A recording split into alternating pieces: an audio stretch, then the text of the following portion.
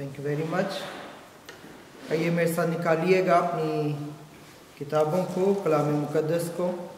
गलतियों के नाम, पौलुस रसूल का ख़त, उसका 5वां बाब, उसकी 16वीं आयत से 26वीं आयत तक तिलावत किया गया है। लेकिन हम इसकी पहली 3 आयतें जो पढ़ी गई हैं 16, 17 और 18, इन्हें एक दफ़ा फिर तिलावत करेंगे और फिर हम चंद एक बातें जो हैं इसमें से आज अपनी रहनुमाई के लिए देखेंगे।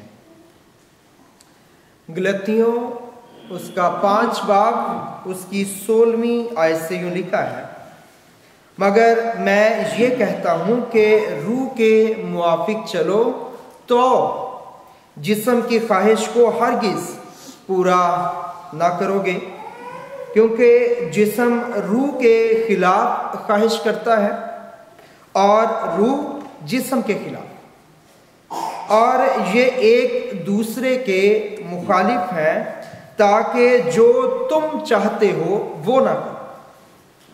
और अगर तुम रूह की हदायत से चलते हो तो शरीयत के मुताहत नहीं रहे। खुदा के पाक कलाम का पढ़ा और सुना जाना बाइस बरकत ठहरे। आमीन। इस साल की ये आखिरी इबादत आज हम खुदावंद के हजूर गुजरान रहे हैं, और चंद एक बातें गलतियों में से जो रसूल कलीसिया को लिखते हैं आज हम अपनी रहनुमाई के लिए इसमें से देखने की कोशिश करेंगे। इस किताब का मरकजी ख्याल जो है वो इसी बाब की पहली आयत में पाया जाता है। अगर इसमें आप पढ़ना चाहें तो लिखा है 5वें बाब की पहली आयत में, मसीह ने हमें आज़ाद रहने के लिए आज़ाद किया है, बस कायम रहो और दोबारा गुलामी के जुए में ना जुटो। ये इस किताब का मरकजी ख्याल है इस आयत के अंदर। और इस किताब का मजमून जो है वो जस्टिफिकेशन बाय फेथ, निजात ईमान से मिलती है, ये इस किताब का मजमून है। और जो किताबों की तफसीर करने वाले बुजुर्ग हैं वो समझते हैं कि ये ख़त जो है शायद रोमियो के ख़त का पहला मुसवदा उसको ख्याल करते हैं, इसलिए क्योंकि इसमें भी रसूल जो है शरीयत की बातों को मसीह के फजल पे उसके साथ उसको कंपेयर करता है और कहता है कि मसीह का फजल, खुशखबरी का भेद और सलीब का जोर जो है वो शरीयत से कहीं बढ़ के है।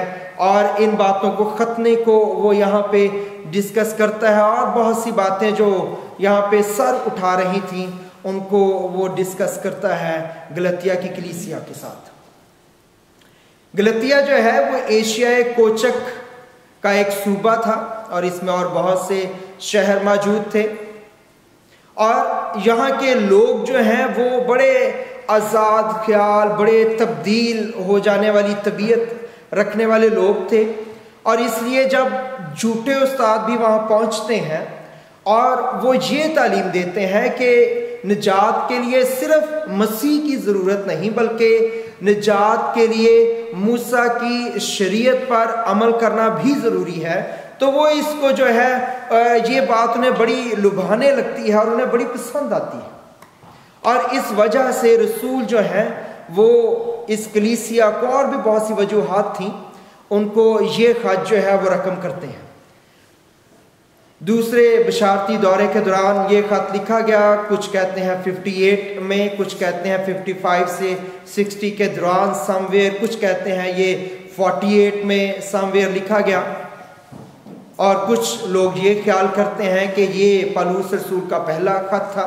ये चंद एक इन्फॉर्मेशंस हैं इस ख़त के बारे में, लेकिन हम अपने मजमून की तरफ जो है मैं चाहता हूँ कि हम इसमें आगे बढ़ें कि कलाम जो है जो यहाँ पे लिखा गया है आज हमें क्या रहनुमाई देता है। रसूल ये कहता है कि खुदावंद की रहनुमाई में वो कहता है कि मैं ये कहता हूँ कि रूह के मुआफिक चलो। रसूल क्या मिन्नत करता है कलीसिया से कि कैसे चलना चाहिए? रूह के मुआफिक चलने की दरख्वास्त वो कलीसिया के सामने रखता है। और रूह के मुआफिक चलने के मानी ये है कि मेरा और आपका ध्यान जो है वो कलाम पे रहे, दुआ हम करते रहें। और दुआ के मानी हरगिज़ ये नहीं है कि आप कुछ वक्त के लिए बैठ जाएं आंखें बंद करके और चंद एक अल्फाज अदा करना शुरू करें तो ये दुआ है। ये भी एक दुआ है, लेकिन असल में दुआ के मानी ये है कि आप चलते फिरते, उठते बैठते, सोते जागते, हर वक्त हर तरह से रूह में दुआ और मिन्नत करते रहो। ये आयत है, ये मानी है दुआ की कि आप हर वक्त गीत गाते रहें, कलाम आपके जहन में चलता रहे, दुआ या रूह में आप जिंदगी को बसर करें। तो ये ज़्यादा स्ट्रांग बात है। इसलिए बहुत दफ़ा मसीही लोग जो हैं वो सिर्फ जब वो चर्च के अंदर बैठते हैं तो वो उतनी देर के लिए ही क्रिश्चियन लगते हैं जितनी देर के लिए वो चर्च के अंदर बैठे हैं। और जो ही चर्च ख़त्म होता है तो चर्च ख़त्म होते ही वो जो है मसीही लगना जो है बंद हो जाते हैं और उनकी शख्सियत से, उनकी बातों से, उनकी सोचों से किसी और तरह की स्मेल जो है वो आने लगती है और कुछ और ही तरह का रवैया जो है जिंदगियों में आप उसको एक्सपीरियंस करते हैं। लेकिन वो ये कहता है कि मैं ये कहता हूं कि रूह के मुआफिक चलो। दुआ करने वाली जिंदगी, कलाम पर गौर करने वाली जिंदगी, कलाम को सिर्फ पढ़ना ही नहीं है, उसकी जुगाली करें। जो कुछ आप पढ़ते हैं उसे उसकी जुगाली करें। कोई एक बात अपने लिए लें, उसको सोचते रहें। हो सकता है आपके लिए मुश्किल हो मेरी तरह हिस्ट्री की बहुत सी बातें याद रखना, लेकिन कलाम की कोई एक बात जो आप पढ़ते हैं आप उसे देखें कि खुदावंद ये मेरी जिंदगी के अंदर कहाँ पे फिट बैठती है या कहाँ पे मैं इस बात के लिए अनफिट हूँ, ताकि मैं अपने आप को दुरुस्त शेप में लेके आऊँ और ये कलाम मेरी जिंदगी के लिए बायसे बरकत बन जाए। ये है कलाम का पढ़ना, ये है कलाम की बातों को सुनना। मैंने बहुत दफ़ा आपको बताया सुनने से मुराद अमल करना है। सुनने से मुराद महज ये बात नहीं है कि आप लफ्ज़ों को सुनते हैं। जब आप कहते हैं, मैंने पहले भी एक दफ़ा जिक्र किया था, आप कहते हैं मेरा बेटा मेरी बेटी नहीं सुनते, तो आपके मानी हरगिज़ ये नहीं है कि आप कह रहे हैं कि वो बहरे हैं कानों से। जब आप कहते हैं मेरा बेटा मेरी बेटी नहीं सुनते, तो इसके मानी ये है कि जो मैं कहता हूँ वो उस तरह से एक्ट नहीं करते हैं, वो उस तरह से अमल में उस बात को नहीं लाते हैं, तो ये आप कहते हैं कि वो नहीं सुनते हैं। सो कलाम का सुनना, कलाम का पढ़ना, ये जो है रसूल ये चाहता है कि आप रूह के मुआफिक ज़िंदगी बसर करें। और इसका तीसरा पहलू ये कि आप रूहुल कुद्दस की हदायत से चलने की कोशिश करें। ये जब बात कही जाती है रूहुल कुद्दस की हदायत से चलने की कोशिश करना, तो ये बड़ी सुपरलेटिव सी डिग्री लगती है। अगर कोई ये कहे जी मुझे, मैं रूह की हदायत से जो है ना मैंने ये कर दिया वो कर दिया, तो बड़ी सुपरलेटिव सी डिग्री लगती है कि वो ये अपने आप को बड़ा सुपीरियर समझते हैं या समवेयर इस तरह की सोच। रूह के मुआफिक चलने से मुराद महज ये नहीं है कि जो बात आपके जहन में डाली जाए रूहुल कुद्दस के लिए, बल्कि हर वो बात जो आप इस जिंदा कलाम में से पढ़ते हैं, इस मुकद्दस कलाम में से पढ़ते हैं, वो रूहुल कुद्दस की आपके पास रिटन और ऑथेंटिक हदायत है। रूहुल कुद्दस की रिटन और ऑथेंटिक हदायत क्या है? खुदावंद का कलाम, बाइबल मुकद्दस क्या है जी? बाइबल मुकद्दस क्या है जी? रूहुल कुद्दस का तहरीर शुदा और मुस्तनद उसकी हदायत हमारे पास है। और प्लस ये बात है, अगर किसी को ख्वाब में, वही में, नबूवती कलाम मिलता है या उसके ज़हन में कोई बात खुदा की तरफ से डाली जाती है या गीत गाते हुए कोई बात उसके सामने उभर के सामने आ जाती है या कलाम पढ़ते हुए कोई बात उभर के सामने आ जाती है, किसी ईमानदार से गुफ्तगू करते हुए कोई बात उसको छू जाती है, और बहुत सी किस्में जो है वो कही जा सकती हैं। इसलिए रसूल ये चाहता है कि मैं और आप रूह की हदायत से चलें। पहली बात हमने देखी कलाम के वसीला से, दुआ के वसीला से, रूह कुदस की हदायत के वसीला से। और आप जब जिंदगी में कोई भी काम करते हैं तो आप कलाम की ऐनक लगा के उस बात को देखें। क्या कहा मैंने? जब आप जिंदगी में कोई काम करते हैं तो कौन सी ऐनक लगा के उस काम को देखना है? कलाम की ऐनक।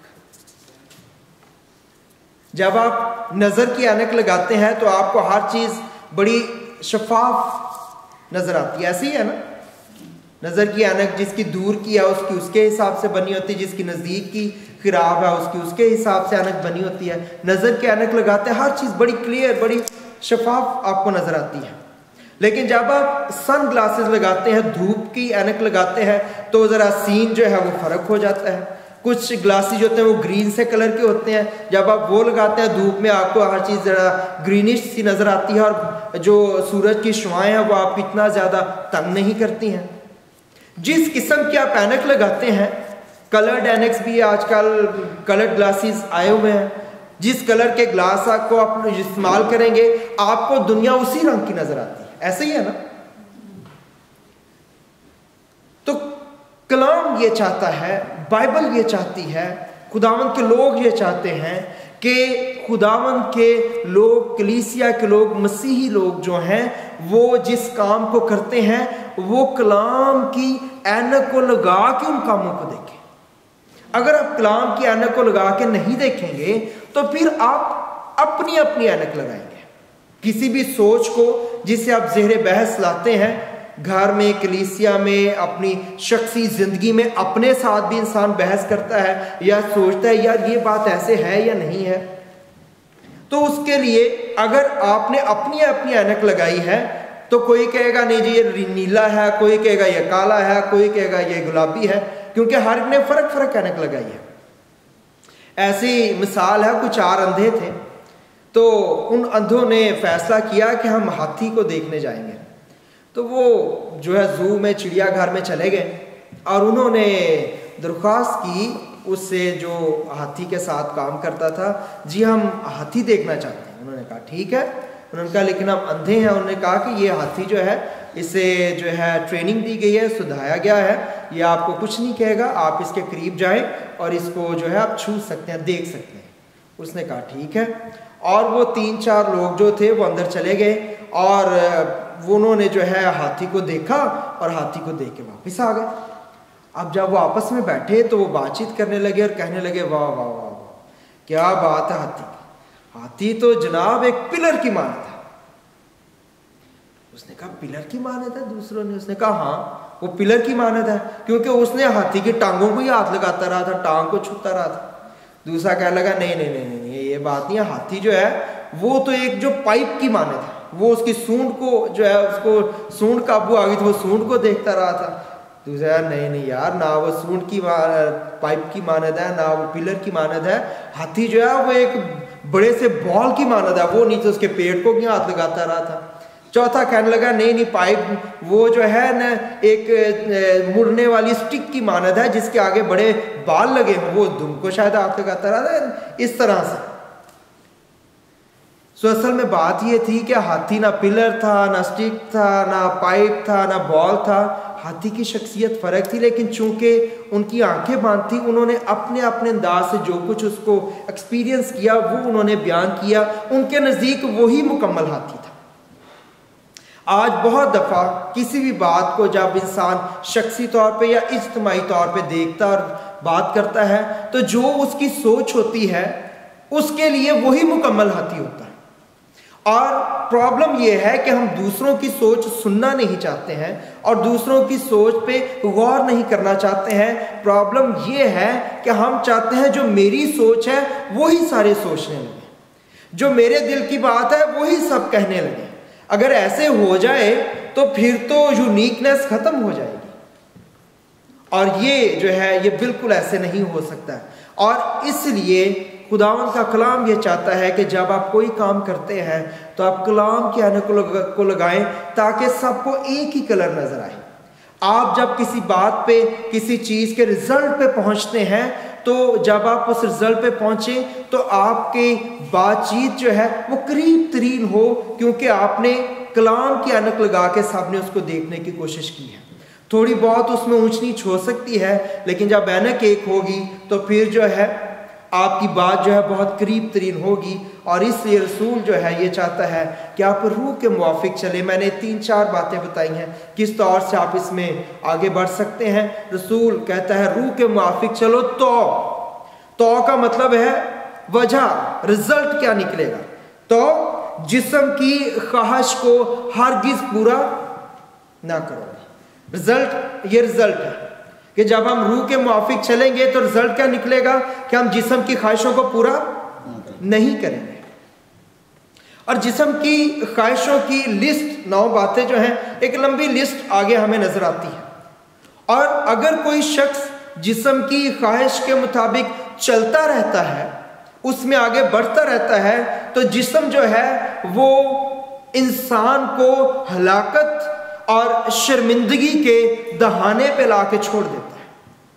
अगर कोई शख्स जिस्म की पैरवी करता चला जाता है तो जिस्म उस शख्स को हलाकत या शर्मिंदगी के दहाने पे लाके छोड़ देता है, और फिर उसके पास कोई रास्ता बाकी नहीं रहता। उस जिंदगी को कुछ समझ नहीं लगती है कि मैं कैसे उसमें आगे बढ़ूं, कैसे मैं पीछे हटूं, मैं कहां जाऊं, मैं क्या करूं। और फिर उसे शर्मिंदगी को गले लगाना ही पड़ता है या हलाकत को गले लगाना ही पड़ता है। इसलिए रसूल पहले से इंतबाह करता है, रसूल पहले से हमें जो है वो हिदायत देता है, हमारी मदद करता है खुदावंद के रूहुल कुदस के वसीला से कि हमें किस तरह से खुदावंद में आगे बढ़ने की ज़रूरत है और किस तरह से हम अच्छी मसीही ज़िंदगी बसर कर सकते हैं।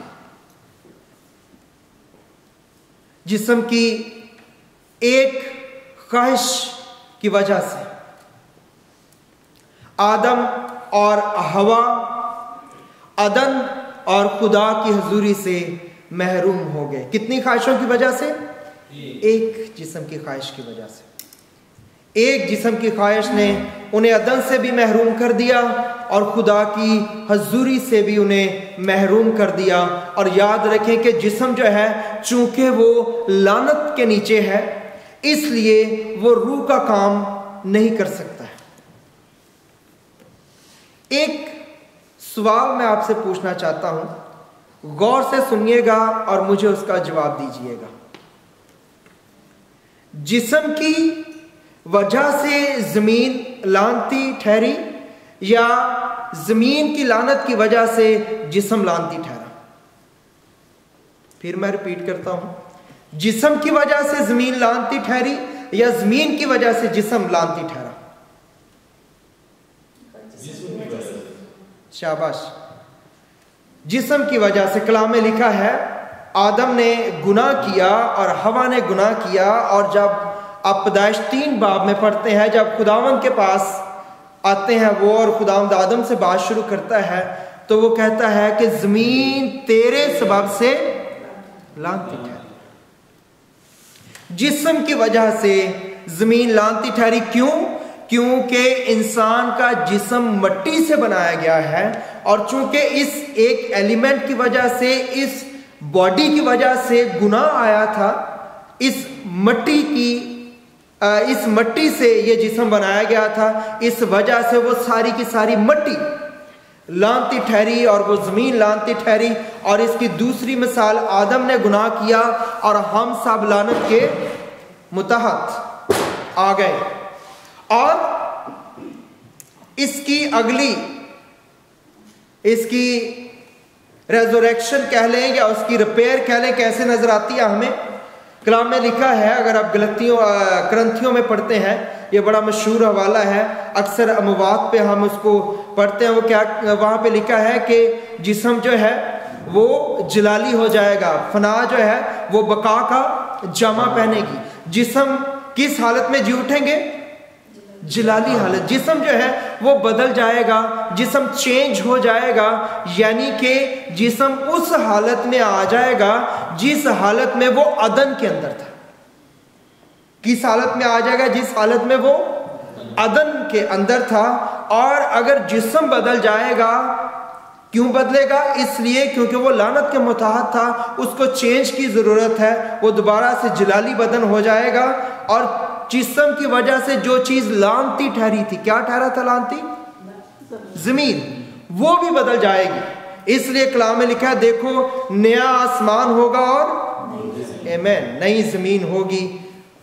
और हम सब जो है जलाली बदन के साथ, नए बदन के साथ जो है उसमें रहेंगे। अदन का टेस्ट होगा, खुदावंद की हजूरी होगी, खुदावंद की बरकतें वहाँ पे होंगी। और रसूल इसलिए कहता है कि रूह के मुआफिक चलो तो जिस्म की ख्वाहिश को पूरा ना करोगे। अब फैसला मेरे और आपके हाथ के अंदर है कि हमने जिस्म के मुआफिक चलना है कि हमने रूह के मुआफिक चलना है। ये दोनों बातें जो हैं मैंने आपके सामने इनको पेश किया, मैंने इनको आपके सामने रखा है। फैसला हमेशा इंसान ने करना है। और जब आप फैसला करते हैं तो कौन सी ऐनक पहन के फैसला करना है? कलाम की ऐनक। कोई काम करना है तो कौन सी ऐनक पहन के उस काम को देखना है?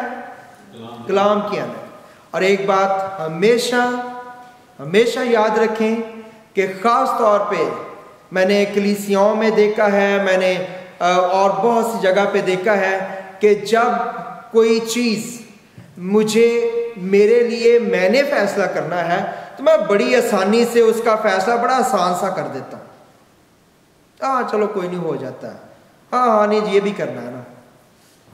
लेकिन अगर उसी एक बात के लिए मुझे किसी दूसरे के लिए फैसला करना पड़े तो फिर बाज़ का जिंदगियां बड़े हार्ड फैसले करते हैं, बड़ी हार्श लैंग्वेज और सोचों का इस्तेमाल करते हैं। और ये अच्छी बात नहीं है।